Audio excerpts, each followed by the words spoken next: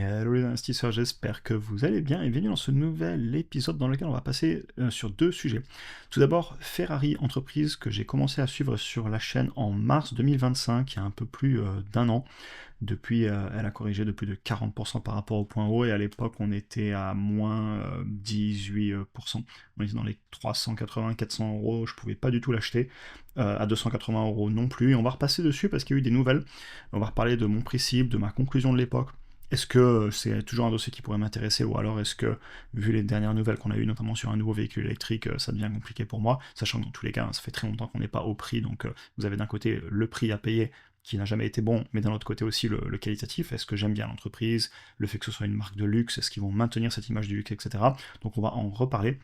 Et en deuxième partie de vidéo, on va parler d'une entreprise Exfab qui a fait beaucoup parler, boîte française qui est une foundry, donc qui fait des composants électroniques pour d'autres personnes qui les vendent. Donc c'est vraiment un fabricant de composants électroniques qui est monté récemment en bourse très fortement, là, tout simplement parce qu'il y a eu des bruits autour, des nouvelles, elle a été beaucoup discutée sur les réseaux. Et ça va me permettre de reparler aussi des semis de façon générale.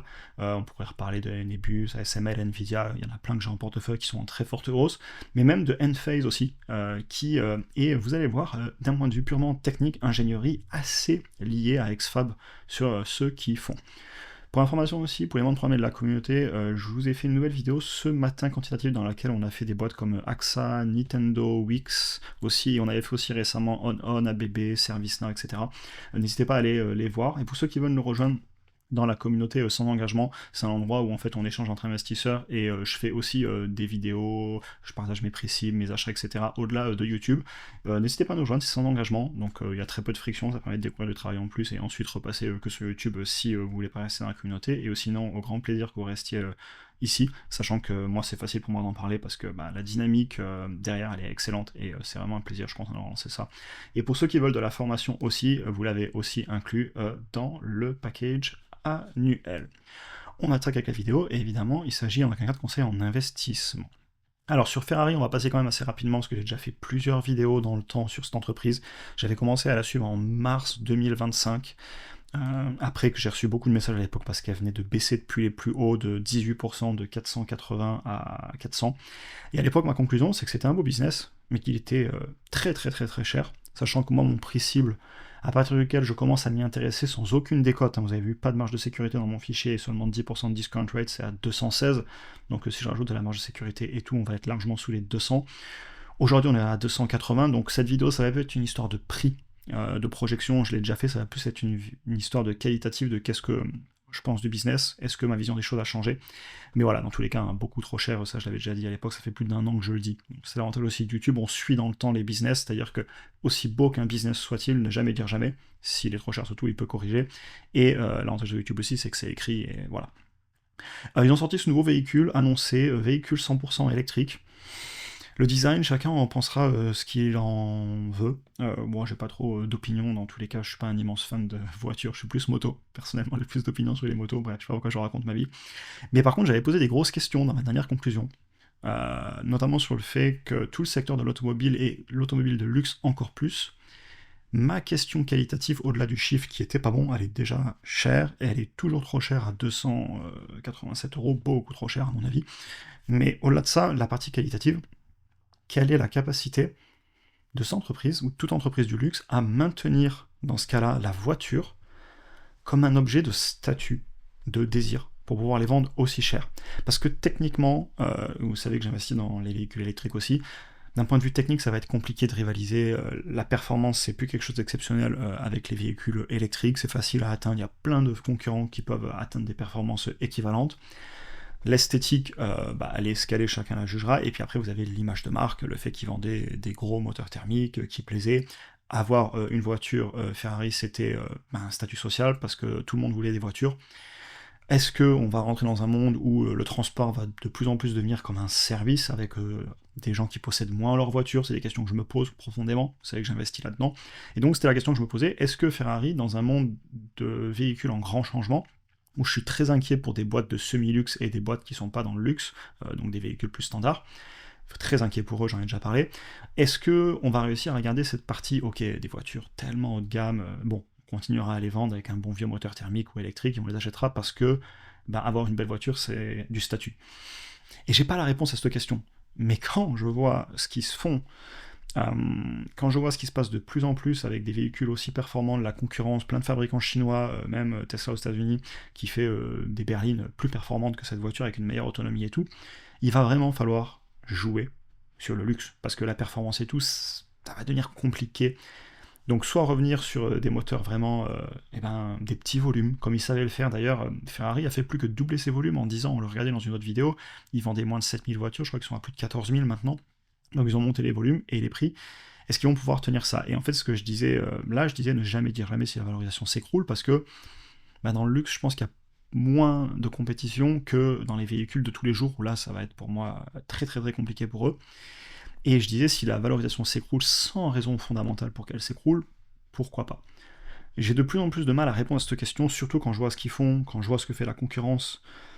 Voilà, j'aimerais vraiment qualitativement en fait les voir revenir sur ce qu'ils savent faire, et ensuite arriver à me convaincre que le marché continuera à acheter ce qu'ils savent faire, parce que ça restera un objet de prestige, comme, alors c'est anecdotique ce que je dis, parce qu'il y a énormément d'entreprises qui ont disparu, par exemple dans la sellerie, ou dans le haut de gamme, dans la grande couture, pensez à Hermès, ou même à LVMH avec les mallettes à l'époque, maintenant ils font du sac à main, des habits et tout, mais cette transition, c'est le biais du survivant, c'est la pointe immergée de l'iceberg, c'est-à-dire qu'on voit l'entreprise de voitures de luxe qui a survécu pour toutes celles qui n'ont pas réussi, et on voit l'entreprise de sac à main de luxe pour toutes celles qui faisaient des selles pour les chevaux, simplement parce qu'il fallait bien des selles pour les chevaux qui ont disparu.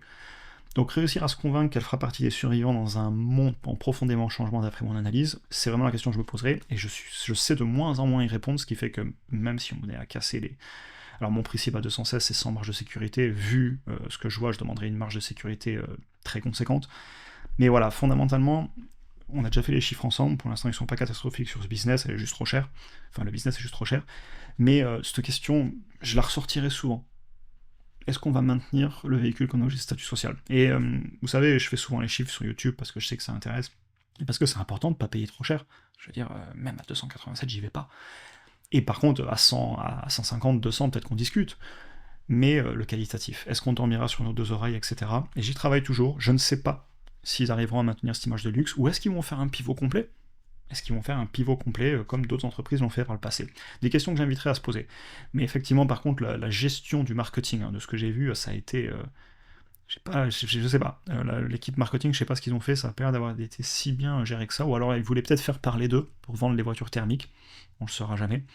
Mais voilà, affaire à suivre, je continuerai le dossier, à le suivre. C'est pas comme si ça faisait une semaine que je commençais à en parler, parce que c'est la dégringolade, ça fait plus d'un an, parce que je m'étais sincèrement intéressé au business au début, quand la baisse avait commencé, parce que dans le monde de l'automobile, dans lequel pour moi il va avoir énormément de casse, je me disais, tiens, le ultra luxe, par exemple j'avais fait Porsche, et Porsche c'était non catégorique, mais direct, parce que trop de volume, ils l'ont fait à l'envers à leurs clients, etc. Nanana. Bref. Je me pose encore des questions, mais voilà, j'ai commencé à barrer le ne jamais dire jamais, parce que les raisons fondamentales, je commence à les voir, sur la baisse de la valo. Voilà un petit peu. Mais j'espère que ça ira pour eux. En plus, moi j'aime bien la mécanique, historiquement, c'est ma formation au départ, et j'aimerais vraiment qu'ils fassent un pivot dans le sens où, voilà, ils continueront à faire des objets absolument incroyables, et je sais pas s'ils le feront. Ce serait une question à se poser pour moi. Et j'en ai déjà parlé dans d'autres vidéos, ça c'est une imprime écran d'une ancienne vidéo, donc ça fait des mois, voire même plus d'un an que j'en parle. On continue maintenant sur l'action X-Fab, qu'on va découvrir ensemble. Elle a fait beaucoup parler déjà parce qu'elle a explosé en bourse, parce qu'elle est dans les semi-conducteurs, et parce qu'elle a été un petit peu déterrée, oubliée, j'imagine qu'elle a été un peu oubliée, puis d'un coup, là, elle s'est mise à exploser sur des échanges qu'il y a eu apparemment sur les réseaux, je vous laisserai lire ici l'explication. Que fait cette entreprise? Parce que moi, ça m'intéresse les semi-conducteurs, vous savez que j'ai du Nvidia, par exemple, j'ai du ASML, on va aller en voir quelques-unes, mais bon, on va pas toutes les repasser, c'est pas l'objectif de cette vidéo. Ouais, ASML, c'était à 640 l'été dernier, incroyable qu'on ait pu acheter ce prix-là, enfin tant mieux. Nebus qui a explosé récemment, je l'ai acheté il y a 2-3 mois à 80, elle est à 230, elle va faire quoi? Elle va faire encore plus 10% à l'ouverture, j'ai l'impression. Bref. Et même mon Enphase, et on va en reparler d'Enphase parce que vous allez voir, c'est très lié à Xfab.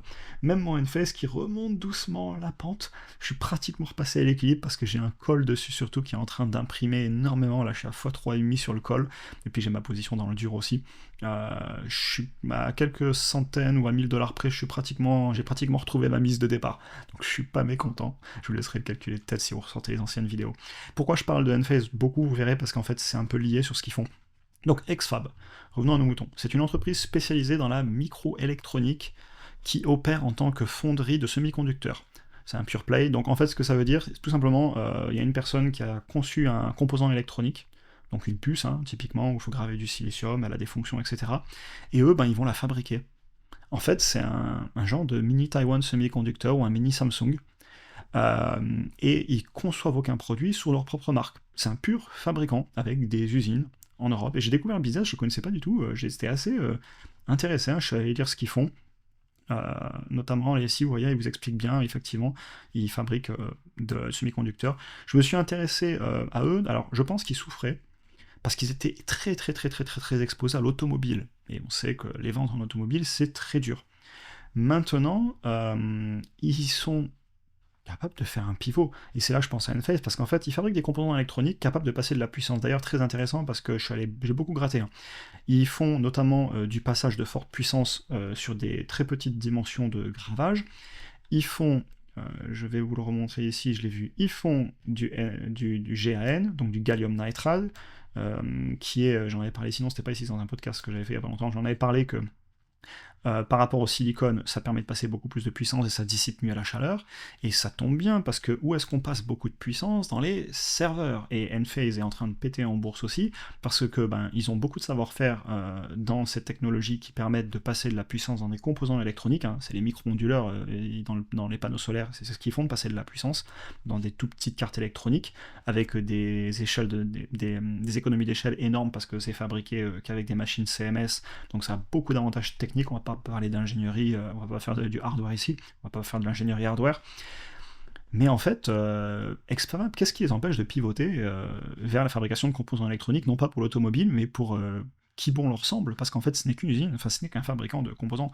Donc j'ai bien aimé le business model, parce que s'il y a des pénuries et des demandes énormes, et en plus c'est en Europe, donc on peut avoir aussi un aspect, entre guillemets, comment on dit, enfin que ce soit dans le pays local, donc les gouvernements peuvent les protéger, etc. Enfin, c'est des enjeux aussi politiques, je veux dire. Donc voilà. Et on va aller regarder les chiffres ensemble. Parce que, comme sur Ferrari, aussi belle qu'une entreprise soit-elle, si elle est 2 fois trop chère, 3 fois trop chère, aussi belle que soit-elle, moi je l'achèterais pas à n'importe quel prix. Et je ne l'ai pas fait, ça va être en direct avec vous, je vais aller regarder les chiffres. D'ailleurs, je pense qu'on est en direct depuis tout à l'heure, il n'y a aucun cut dans cette vidéo, là je suis dans les transports, je l'ai fait vraiment à la volée. Mais bon, je les prépare bien quand même, je vous rassure. Enfin, de toute façon, c'est ma passion, je suis tout le temps sur la bourse. Et là, vous voyez, ce matin, on a fait Wix, Nintendo, Umicore, AXA et BHP. Pour les membres dans le school, si ça vous intéresse. C'était quoi le ticker de cette entreprise? Xfab. On est parti. Xfab. J'espère que l'internet ramera pas trop, que je puisse faire toute la vidéo en direct, ce serait cool. Ça fait plaisir, Enphase. Très belle entreprise qui a beaucoup souffert à cause des taux et ils sont pas sortis de l'auberge, mais ça remonte. Bref. Xfab. Donc l'entreprise, on voit qu'elle a explosé récemment. 1 milliard de capitalisation boursière, pris par rapport au chiffre d'affaires à 0,97. Ok, les valos ont pas l'air... C'est ok, ça n'a pas si élevé que ça. Elle fait combien de chiffre d'affaires du coup? Donc 1 milliard de capitalisation boursière, chiffre d'affaires est en dollars, ok, bon. Il y aura un taux de change à faire si vous le faites. 870 millions, donc ouais, le prix par rapport au chiffre d'affaires doit être un petit peu à 1 maintenant, si vous le regardez en 12 mois glissants. La capitalisation boursière est 1,2 milliard d'euros, donc on a un petit peu plus de 1. Il faudrait regarder vraiment au jour le jour, vous le ferez à la calculette. Et, quoique, attendez, là, j'étais en annuel. Ah, ok, non, excusez-moi, en 12 mois glissants, j'ai bien le 0,97. En fait, c'est que j'étais en annuel. Le chiffre d'affaires est monté encore récemment.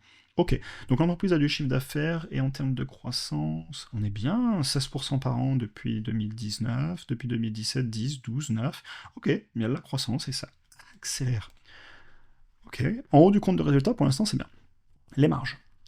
Qu'est-ce qu'on redescend? 20% de marge brute. Bon, c'est de l'industriel, mais je m'attendais à plus. Les marges pourraient monter. S'il y a des pénuries et une capacité à fixer les prix, 20% de marge brute, moi ça ne me choquerait pas que ça monte sur ce secteur. Marge nette autour des 4 à 6%, pareil, c'est pas beaucoup. Est-ce que le marché anticipe des hausses de marge s'il y a une vraie capacité à fixer les prix? Parce que tout simplement, hein, s'il y a plus de demandes que d'offres, vous avez une meilleure capacité à fixer les prix, ça vous fait monter les marges. Hein. Et free cash flow, en 12 mois glissants, on est en négatif, en annuel, on est aussi en négatif, donc il va quand même falloir vérifier la trésorerie. Donc ouais, le business allait pas si bien que ça sur les marges et tout, c'est pour ça qu'il s'était peut-être fait massacrer en bourse avec des valos qui ont l'air, une fois le chiffre d'affaires, ça perd si élevé que ça. Hein. On ira regarder après 2-3 autres éléments. Alors de suite l'état financier, parce que ça a quand même brûlé du cash récemment. Là j'ai les points infos, j'ai les capex. Oula, en annuel, free cash flow très négatif, c'est intéressant. Le free cash flow négatif est tout à fait expliqué parce qu'en fait, on issue bien des cash des opérations, donc on génère du cash, mais on investit énormément en capex. Donc, s'ils font ralentir ce cycle de capex, donc achat d'usines, de machines, etc., on repasse en free cash flow positif assez facilement parce qu'on ne brûle pas de cash des opérations. Hyper positif. Paye pas de dividendes, ils ont émis un peu de dette, on va aller regarder la dette, le cash rapidement. Je vous invite à prendre les documents financiers aussi réels, imprimés en PDF pour vérifier, parce que des fois les logiciels peuvent se tromper, généralement non, mais évidemment si on va mettre son argent, d'ailleurs, toute vidéo, enfin toute analyse, j'imagine que qui que ce soit qui va mettre de l'argent dans toute entreprise, hein, évidemment, pas juste regarder une vidéo YouTube, faire les analyses complètes, écouter la direction, est-ce que je connais même juste le nom du patron, est-ce que je l'ai déjà entendu parler, lire les derniers rapports, aller écouter des podcasts, des interventions, faire une analyse complète, rechercher le marché global, quels sont les concurrents, quel est le marché total adressable, sa croissance future, est-ce qu'on va prendre des parts de marché, est-ce qu'on en perd, etc. Est-ce qu'on a des gros clients, des contrats qui vont disparaître dans l'automobile? Faites une analyse complète, mais bon, je sais que vous le faites, en tout cas à la communauté, et de façon générale, tout le monde sur la chaîne, je sais qu'on a tendance à bien faire les analyses quand je vous parle en tout cas. Ce qui fait plaisir. On a autant de cash que de dettes long terme, ils ont remboursé pas mal de dettes récemment, j'aimerais bien voir comment, parce qu'a priori c'est pas avec le cash, est-ce qu'ils ont dilué?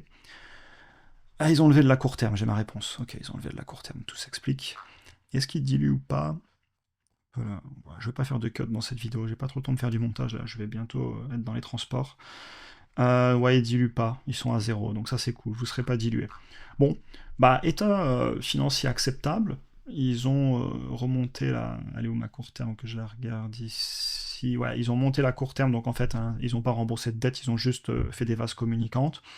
Ils brûlent pas de cash, mais ils ont des free cash flow négatifs. Enfin, des free cash flow. Si, ils brûlent de cash, pardon. Ils ont des free cash flow négatifs parce qu'il y a beaucoup de capex. Donc là, le scénario sur cette entreprise, ce serait qu'il y ait une vraie demande qui explose chez eux, que le chiffre d'affaires il soit même plus capable d'y répondre parce que plus personne peut fabriquer des composants parce qu'on sera en pénurie, et que du coup, ils montent leur prix. Et là, s'ils montent leur prix, les marges vont exploser et ça peut vous faire écrouler les ratios de prix. Je suis curieux d'aller regarder rapidement quand même 2-3 ratios pour voir par rapport à l'historique où on en est. Évidemment, là, je fais une découverte avec vous. Je vous invite à faire vos projections, vos chiffres, etc. pour trouver un prix cible à payer. Donc vous voyez, cette entreprise, avant qu'elle explose, là, elle se payait avec une médiane à 13 fois les bénéfices, 5 fois les opérating cash flow de médiane, c'est bas, hein. Surtout pour la croissance qu'elle a, et une fois le chiffre d'affaires. Bon, là, elle est remontée sur des niveaux de prix historiquement hauts, elle vient d'exploser, donc le marché est en train d'anticiper certainement de la croissance du chiffre d'affaires, et aussi certainement peut-être une appréciation des marges. Donc à analyser, là, juste comme ça, je peux dire qu'il y a peu, elle n'était pas si chère que ça. Même là, hein, quand même, 10 fois les operating cash flow par rapport à la croissance et aux marges, je le fais de tête. Je pense que c'est justifié parce que les marges sont faibles, mais si les marges montent, c'est pas si cher que ça. Il faut faire un fichier de projection, voir combien elles seraient dans le futur en termes de chiffre d'affaires, de marge réactualisée dans le présent. Je vous invite à le faire évidemment. Pourquoi pas le faire dans une autre vidéo si elle vous intéresse, là c'était l'objectif de la découvrir ensemble. Mais globalement, la conclusion, c'est que c'est pas si inintéressant. Je vois pas de gros cartons rouges. Vous savez, quand je fais des vidéos quantitatives dans le school, comme on le faisait tout à l'heure, moi je cherche les gros cartons rouges. Parce qu'en fait, en 5 à 10 minutes, j'arrive à voir si une entreprise a globalement des choses cohérentes pour pousser l'analyse plus loin. Et là, je vois rien d'incohérent. Il y a du chiffre d'affaires.